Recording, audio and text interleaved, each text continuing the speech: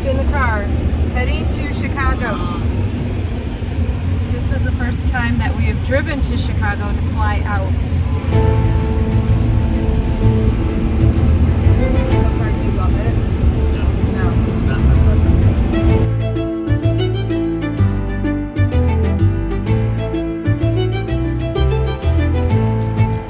Took us about 4 hours to get here.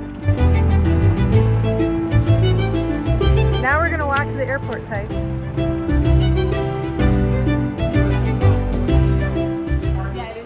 This is our line to check in.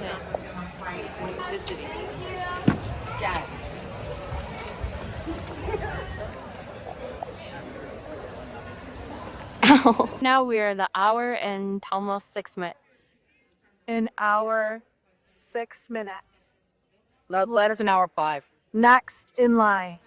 Now it is. We got our tickets.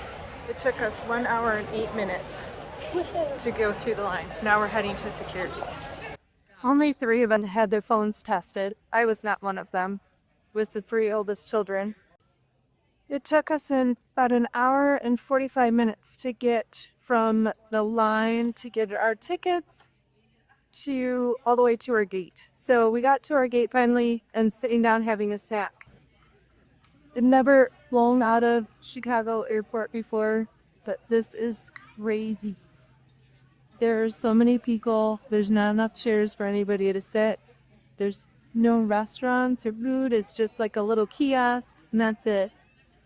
I don't know what they're doing construction, and they're going to extend this area or what. So I thought was super cute is that when we came through security, Ryan came running up to all of us and said, "What about Bob? It's what about Bob? It's what about Bob?" And we're like, "What?" And he said, "I would know that voice anywhere. I heard him." And Bill Murray was behind Ryan. And then later he came by us and Ryan ran after him and talked to him. We finally boarded our Aer Lingus flight direct to Dublin. Unfortunately, we were spread out all over the plane and sat in groups of 2.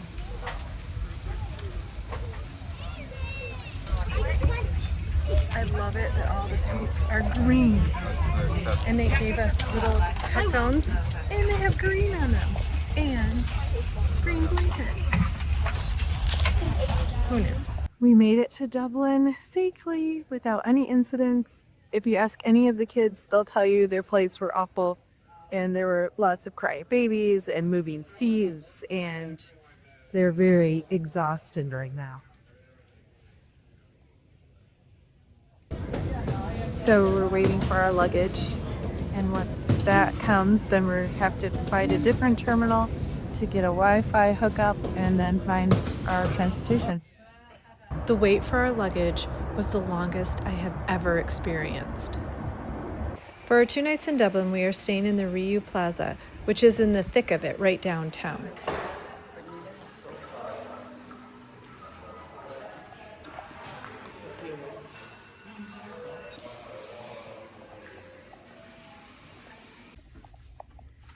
We made it to the hotel. It's actually a big elevator. Here's one room.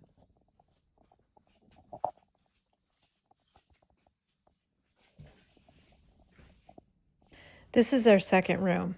Our 2 rooms are not close together at all. We have to walk quite a long way to get to the other one.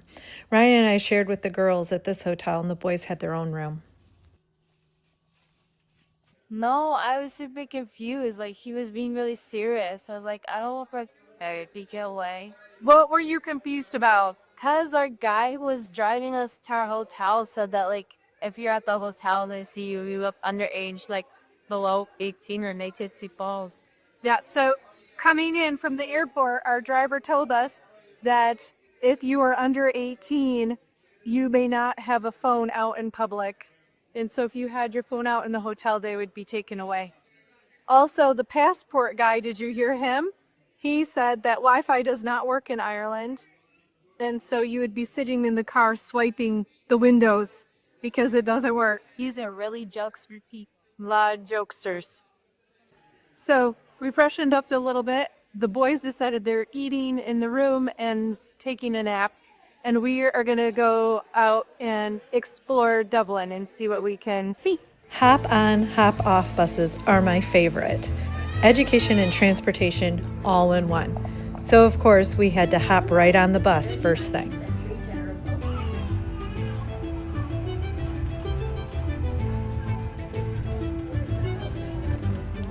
I think I fell in love with Ireland the moment I got off the plane and someone spoke to me with their Irish accent. With all of the colorful pubs and different old buildings and the people walking the street, the sights and sounds of Dublin help solidify it. The buildings, streets, and squares of Georgian Dublin are created on one. We decided to hop off at the Temple Bar stop. We walked along the cobblestone streets to get to the infamous Temple Bar, known for its very large whiskey selection, Irish music, and fun atmosphere. The Temple Bar is always a huge tourist draw, so it's quite often packed.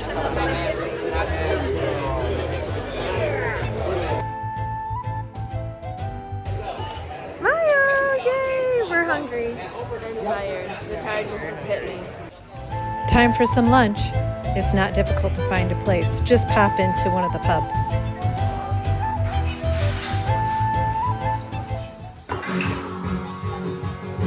Sláinte. Irish coffee in Ireland, made with whiskey from Bushmills, the oldest licensed distillery in the world. And it's awesome.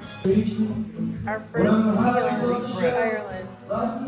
Irish beef stew. Fish and chips. Is it good? Dad got fish and chips too.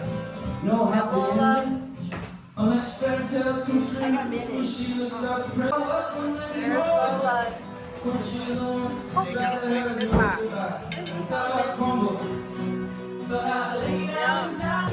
We just came out from getting food, so now we're re-energized, and as we stepped out of the bar, we saw that Bono from U2 is standing right here, taking pictures and selfies with people. Of course, the kids don't know who he is, but Ryan and I are excited. This is the famous Halfpenny Bridge, the oldest pedestrian bridge in Ireland. It was built in 1816. People used to have to pay a half a penny to get across it, hence the name. A mini shopping adventure in pennies. Downstairs.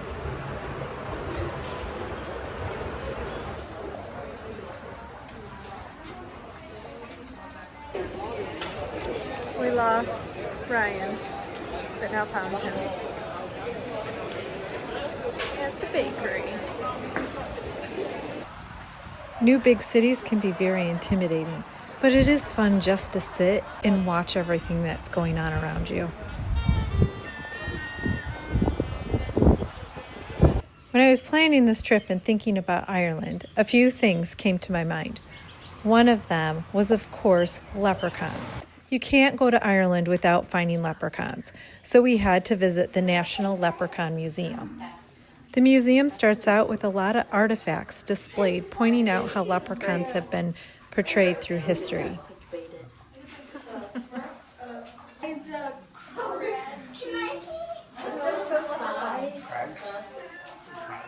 Craggy. Don't you think it'd be easier to read it on the mirror? I remember watching this movie as a kid and thinking it was so cool.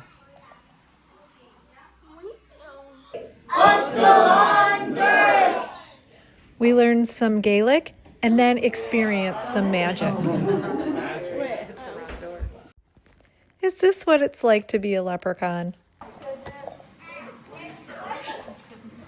She said, Sylvia, are you going to come up too?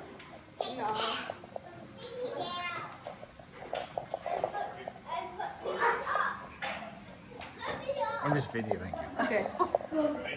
Did you want a spoon? Yes, I want you to eat. Now I eat you. Hello, guys. You like little leprechauns? It's time to move on and follow me through the fire.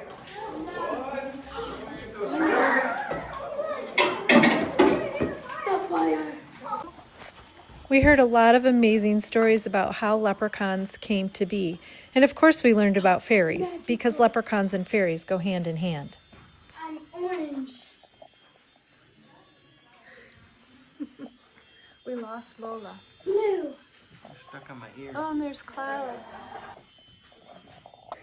And they've always been believed to be the door to the fairy world, the land of the She.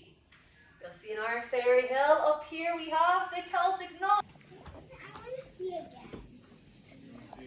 Ooh. It does echo. Ooh. So you're Sylvie, you're so far away. Go closer to them.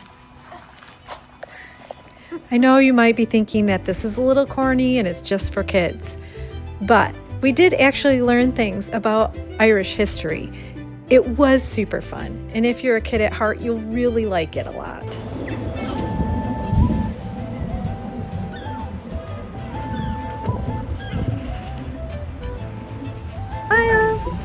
On top of the bus.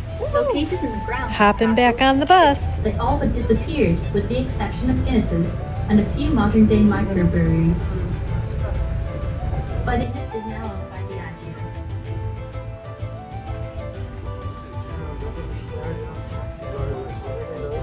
You will notice the bridge on your left. The bus went by all of the major attractions, giving us a taste of what we should return to in the future. And commemorates the visit of George.